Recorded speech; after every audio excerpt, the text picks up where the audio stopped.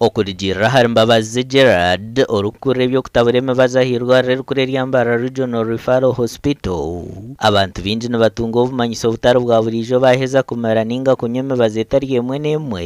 konka babara kwebuza habashaho impamvu wamira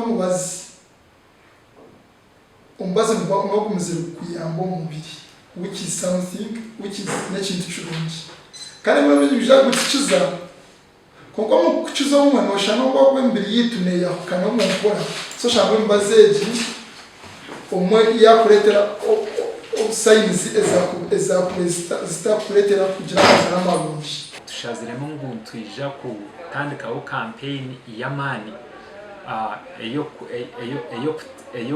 eyo gambira abantu ngo bazo marwaro ningo pharmacies bakatunga mu emibazi abashaho bariko baragire kumira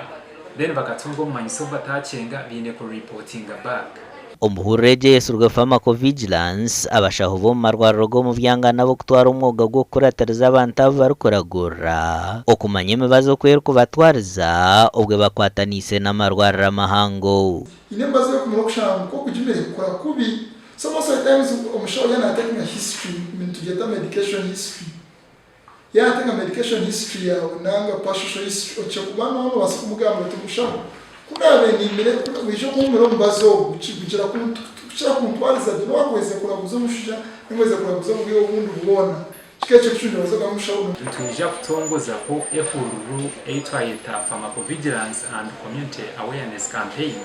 egenderire kugumane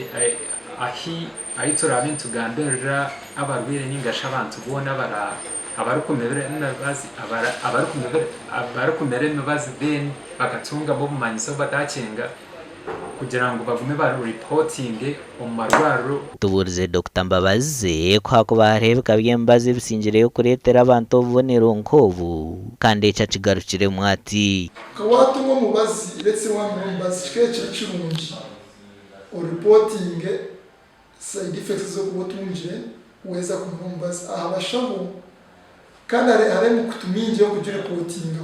ekimona waso kwato naso kutera omushaho wa mugambire uzo kubotunje no mushaho kora mugambire aza kwandika report ejo asinche national drug authority abantu utakora tarangenderwaho z'abashaho bari kuba babahire nayo n'inshonga nkuru kandi Mbabazi nacijumira Ehururu neyo kutongozwa hizo baryo rwa katana hirwara rya bwiza bwera health center yakana ubwo abakora hirwara rukure rya Mbarara Regional Referral Hospital bakwatanise n'abakugu kurwo mu kitongore cyebye Mbaze cha National Drug Authority aha bwa TV West ndi era akiza